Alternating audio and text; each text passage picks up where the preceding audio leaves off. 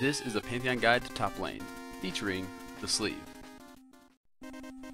This top lane matchup will be versus Irelia, from the early to mid game. So what you want to do against Irelia in lane is to try to get that early level 2 before her, so you can get that stun spear throw off on her. Harass her when she comes close to minions. As long as you have a larger minion wave with you, your passive should help you block some of her damage. And once you have your Heartseeker, to go ahead and Heartseeker whenever she tries the last hit any minions and has to get close to you in melee range. You can harass her off of the minions if she becomes too scared and hesitant to come last hit too often with using your spear throw. And once you get her down fairly low enough, you can always hit her with a combo. Just watch your mana and make sure that doesn't burn out too quickly. Use your teleport early to come back in lane with the item advantage. I find that is always helpful. And to really just use your teleport and your crash in advantageous situations to try to help you get not only you get advantage, but also to help you out your team. So for my runes and masteries for Pantheon Toplane, I like to go physical damage, marks and quints, armor seals, and magic resist glyphs. And for my masteries, I like to go 21, 9, and 0.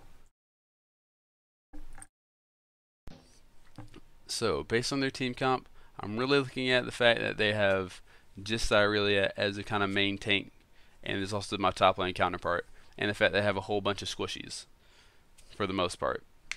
So getting a few armor pin items just to kind of swing the lane into my favor will be very advantageous in my eyes, and that way I can just go ahead and get Brutalizer, which is my main starting item already and for most lane matchup cases, and then probably be able to go for a Last Whisper or two just to kind of make sure I continue that lane dominance if she decides to build any armor at all.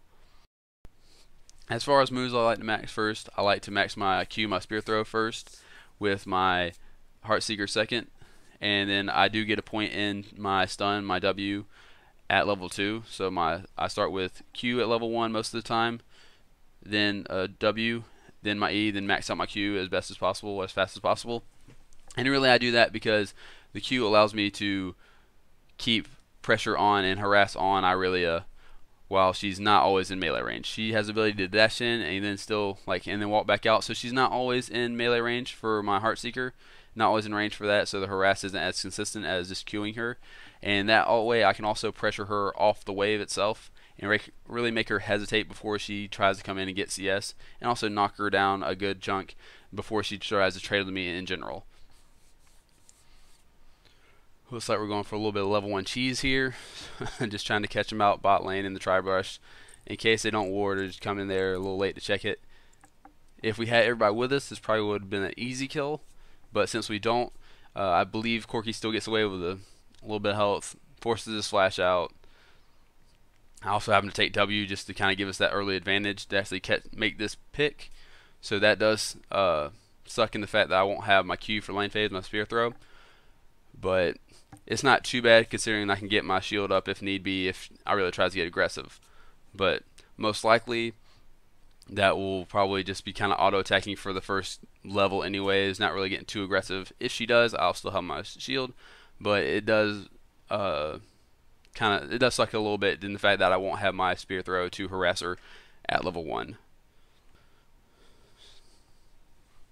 So with the matchup against Irelia, you really want to, as soon as you can, keep the pressure on her, especially with teleport. I like to use it as far as harass her as much as possible, even if I start to run out of mana fairly soon, because Pantheon is kind of a caster AD champion. That harass her, get her down as low as possible, teleport back to get some items, then come right back to have that item advantage on her and really try to get that kill. She does not have Ignite either. She's also running teleport, so she does not have that kill potential, that extra kill potential that Ignite kind of enables you to have. So here I'm running Doran's Blade against her in the matchup just because I feel like it's a better item for when you're going to be fighting a champion that you're trading against. With her, I expect to be fighting a lot. I expect to be very aggressive against her because her late game does outscale me, so I need to put her behind as early as possible. So I'm not worried about too much about getting I'm more concerned about last hitting and then harassing. I need to get level 2, then harassing her. I'm not concerned with killing her. I'm more concerned with just harassing her, trying to force her back, or making her use up all her potions. Get a ward down here for Shaco just to make sure I'm safe for the most part. Still trying to trade with her. Got the stun up. Then she stuns me back, but that's okay. I won that trade. Look at her health compared to mine. I am running a little bit low on mana, but I have teleport to go back in case I run out. So that's why I like running teleport, because it allows me to come back out in lane fairly soon, and hopefully she'll still be in lane farming minions because I'm pushing out the wave. So right now I'm really just trying to CS while harassing her or punishing her for trying to get last hits on minions. So if she's looking like she's about to die on minions, boom, harass her for it. It's okay if you give up a CS every now and then on her. You can only stop her so much because she does have sustain, but you should still be able to win trades for the most part until she goes back to buy her next set of items. And even that being said, you should still be ahead of her because she went sustain early and you have that Dorian's Blade. So again, here's my health. I'm still fairly healthy while she's trying to pot up as best as she can. She still can't be aggressive enough to put me back in lane without that ignite or without that item, that early attack damage item like a longsword or a Doran's Blade. So I'm just right here just trying to force her minions into a turret where she has to stay and farm under a turret and can't go back, while I can go back, use my teleport, and get back out in lane with some items in my pocket. So now I'm worried about the next Shaco gank, so I need to go ahead and push out this lane as fast as possible and then get back. She's still farming under turret. I'm out of danger from the Shaco gank. I still have my flash up just in case, but basically I can go back, buy 2 long swords, a pot, and both pot for health and mana, and then be able to come back out lane while she's still trying to farm. And that just allows me to have a little more sustain and much more damage on her. So hopefully here, if she gets aggressive or doesn't back off soon enough and doesn't respect my damage, that she'll pay for it. Right here I'm just waiting for my next ward to pop up so I can ward it for Shaco just in case he comes. She goes too far, a little too close, so I hop on her stun. You see how I waited out her stun before I jump to my stun and use Heartseeker? That way I have my stun ready for the kind of gap close, and that I don't waste my cooldown on like one Heartseeker strike instead of getting the full combo out. So knowing that she has her teleport up, not going to push the wave too much since I can still harass minions and make her come to me, but her teleporting in, I want to try to time a Heartseeker with her like getting in on the teleport. And the fact that she has melee, she will come in range of your Heartseeker fairly often, but with her stun and also her dash, she can shut that off pretty easily. So I usually focus my Q. And Shaco is coming, I see that, so I go ahead and play a little safer, back off a little bit. He clears my ward, that's fine. But right now I'm just trying to play a little safe. I don't have my flash up, and just trying to play around his vision, making him not want to try to come waste his time trying to gank me top lane. I just got my ult up, so I'm probably going back here soon. So with my crash up, I'm going to go ahead and go back, get my brutalizer, and Irelia's not putting a whole lot of or tower pressure on me. She's trying to slow farming the lane, so I feel fine crashing bottom even though I don't have my teleport up. So what I like to do is apply pressure for the team so we can get group objectives or get multiple kills for the team as a whole, rather than just trying to like crash back top lane and get another kill just for me. So here we're grouping bottom for a dragon, and I'm going to try to crash in for it. They kill Morgana right here, I believe, and so I'm not totally necessary, but I kind of screen off the other two right here and don't get a kill for it, but it still allows us to get a pretty easy dragon. And Irelia's not pushing top, so that's not a worry. I'm not worried about losing the tower, so that was a bit lucky in the fact that I didn't have my teleport up, but their Morgana is also dead and won't be able to come challenge us for this dragon, so it should be pretty much a free dragon.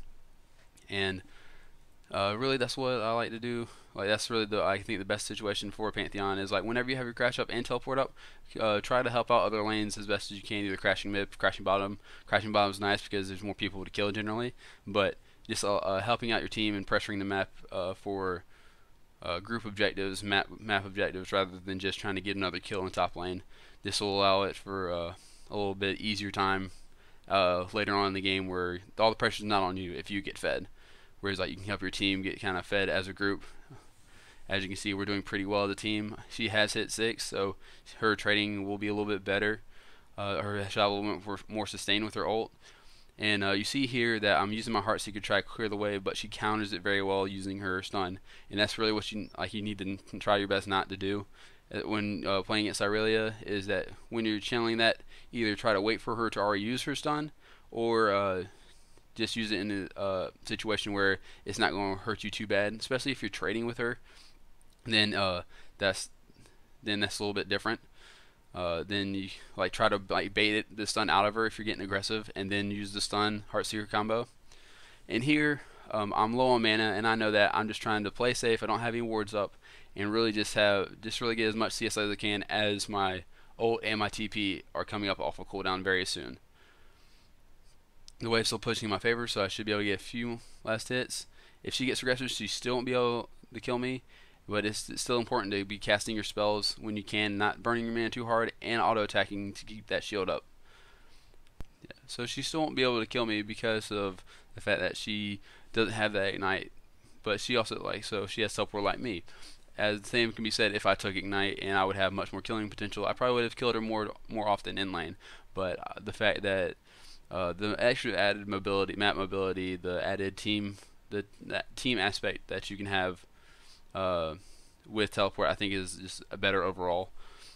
With Pantheon, I back off LeBlanc from coming ganking up here just for the simple fact that I have no mana. I'm not trying to gank that. I don't need to be ganked. I can't really help her in the gank, and so I'm just going back to try to get some boots to help me with my mobility, and also get Last Whisper, start Last Whisper, because I think Pantheon does very well with armor penetration. Not only on his heart, it helps his Heartseeker, but also his Spear Throw and damage in general. And it will really allow me to cut through any of the, however she has low armor, but any armor that her team has masked. So J4 does give away my my ult a little early, because I imagine that bush was warded.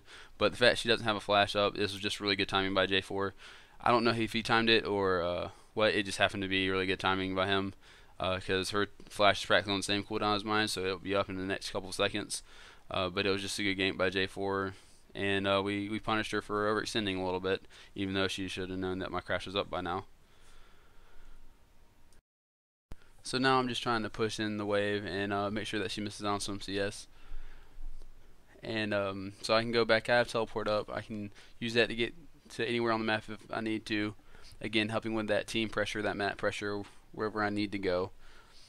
And I can go back and go ahead and can't really get any items that I want right now. I probably should have bought some wards to help me back on top, help me back out top lane. But just trying to save up for that pickaxe to get Last Whisper. And so we'll check on bottom, just make sure that I don't need to teleport in right away. If they're in trouble, I just gotta keep my eyes open on the map. That's very crucial when you have teleport or any like the global Pantheon. Just kind of keep eyes on lanes, see what it looks like it might be ganked soon, or just need some extra pressure.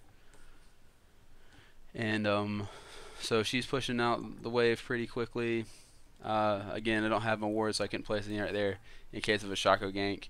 I do have, but it's not super serious because I do have my flash up now, and so she's getting aggressive. She's using her ult, and that does change once Pantheon and the lane match up, like Irelia does when she hits 6. Some don't have combat ults, but Irelia does. Pantheon does not, so it is a bit of a game changer as far as trading. It's very evident when you fight people like Irelia, Riven, such as that. People that don't really change so much, like Nidalee or Jace, they're fine. As far like you don't have to worry about the switch too much once they hit 6. So I'm going back to base.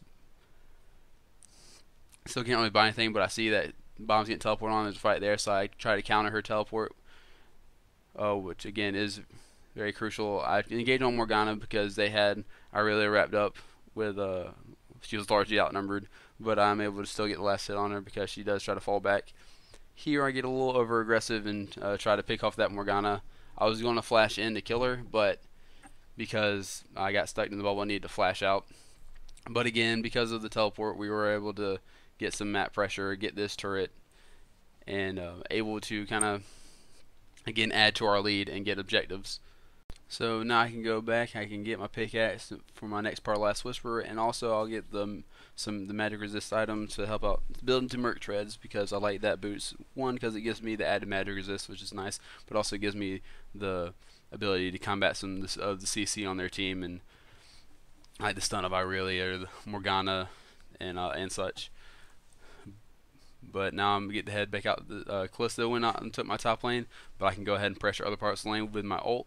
And since I know Morgana just used her flash to, as I just did, I should be able to position my crash behind her enough to where if she's trying to run from LeBlanc, she'll still get caught in it, and we can burn down her shield and then make it an easy kill. Boom, she's dead. So that means we should have another free dragon here. So as I move down, and again, positioning your ult is you just get better the more you do it. You kind of want to position it to where you think they're going to be, and always behind them a little bit. Some champions are harder to lock down than others, especially if their flash is up. But positioning it behind them and kind of like pinning them between two places or forcing them in a particular direction is kind of the way you want to go. So here, J4 kind of leaves me in the pit, me and Thresh in the pit, tanking it, while he and LeBlanc try to go aggressive on Corki. Probably not the best idea, but they did get a kill out of it. It just makes the whole situation a little hairier and leaves us all of us pretty low health. Luckily, when we had the pink ward, we could see Shaco, and Nami can't do enough damage to actually take us down before we can go ahead and smite out this dragon.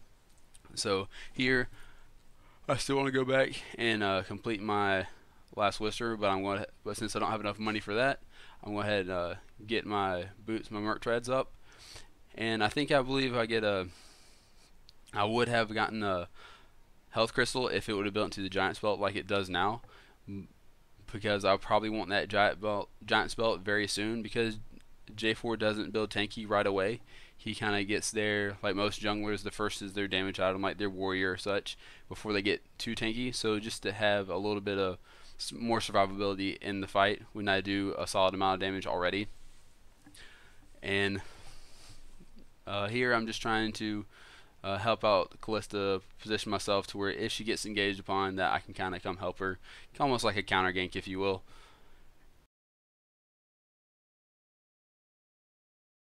So in case she goes aggressive on Callista, since she's pushing this by herself, bait her out a little bit to some degree, but we really just want to get that turret and get some turret pressure on to continue to get the outer ring of turrets to add to our map pressure. And so let's see, she's going for it. There, Shaco pops out. I get Shaco off, and while she's able to dodge some attacks from Irelia, and we can poke her down a good amount. And as J4 comes around from the jungle and takes her out, Shaco is scared, so he poofs away. But then another kill set up because he had nowhere to run really. And I'm 4-0-3 now. I got a pretty good early advantage. Now we can start pressure the mid lane to get those outer ring of turrets, and really just kind of that's how you end up pressuring games out for wins. You take your early advantages and pressure for objectives, and by grouping or by split pushing in any of those, getting dragons like in the same fashion. And really that's just how, like, it happened throughout the course of the game, where we can like pressure for Pantheon crash bottom, pressure for dragon, teleport back top, Pantheon I can crash for mid lane, then pressure another dragon, teleport down bottom to pressure out a turret, and really just using that to kind of snowball our team in general and to get towers, get gold for our team, and really push this out. We do push through the middle turret, and then to get to the next one, I take a little too much damage engaging on that Shaco to try to help protect the team, and then Irelia does finish me off. Maybe if I had a Giant's Belt, I'd be a little bit more tankier or a little bit more health, but that's okay. We still got two turrets for that, and one death is not that big of a deal. So now that I have my Last Whisper, this would be the perfect time, and we got all the outer rings of turrets, so this would be the perfect time to get some wards into their jungle and just kind of close in the space that they can move, catch them out, get some picks, easy turrets after that. But we are so far ahead, we probably don't take it that seriously since this is plat solo queue. So we're just trying to keep our lanes pushed and make sure that we have still keeping the map pressure on, but not necessarily taking advantage of what we could be doing. Not quite LCS level. There seems to be a fight going down bottom lane. They were getting the other team was getting pretty aggressive, so I teleported in, but then they backed off pretty quickly enough So I had to force a flash, but that does bring them in a little closer to me. And I knew Thresh was coming, so we would have been safe. It would have been more of an even fight. So I'm able to take out this Corki thanks to my W and my shield. And now I can go back. I do have my crash up to get back out in the lane. But again, we continue to Callista and Thresh continue to push the lane out. We get another turret down, and really just adding to our team gold with all the team objectives and towers. And now we can just, I'm going back out the top lane, get some more CS, and again pressure that lane just to constantly pressure the team, keeping the waves out, making sure that they're either losing out if they don't go to a certain place, or that we're taking advantage of knowing where they are and apply pressure somewhere else since they have to be there. Is very key as far as the team game goes, and that's really what I'm trying to do here. And again, I got another Doran's Blade and Health Crystal. Probably just help my overall tankiness. Again, this was before the Health Crystal was built into a Giant's Belt, so that's probably why I got Doran's Blade at first. And now I'm getting the Health Crystal to build into the Black Cleaver from the Brutalizer. And that would probably be my next item on the set. Get a Giant's Belt in there somewhere in between, and then going for a Hat Drinker with all their the magic damage that their team has with the Morgana mid and the Nami and also the Corki, just to help me survive just a little bit better while still being able to do some damage. Now I'm pushing the pressure farther down this lane, while the being pressure for mid and Callista and Thresh are handling that fairly well. I'm trying to get this turret, and the only person that comes to stop me due to the pressure for mid is Nami. So she can't really do much. So I'm still a little low on mana, so I'm not going to try to burst her down or go too aggressive. I'm also not quite tanky enough to probably handle her, but I'm able to dodge her bubble. She doesn't do enough damage to harass me and keep me off of it, so that's another turret down, more gold for us. Now I'm going to probably move over here to blue, since Pantheon is still heavily mana dependent. They get out of there, and we continue to keep our map pressure on. And yeah, run over to blue. We're well ahead, keeping my gold up. They surrender, so that's GG, and that's the end of the game.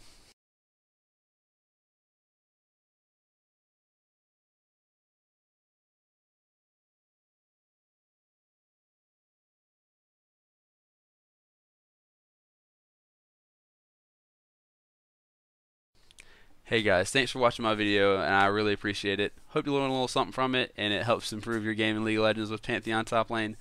If you liked it, please subscribe to my YouTube channel, check out my Facebook and Twitter, and also come follow me on Twitch and watch me wreck face with Pantheon Toplane.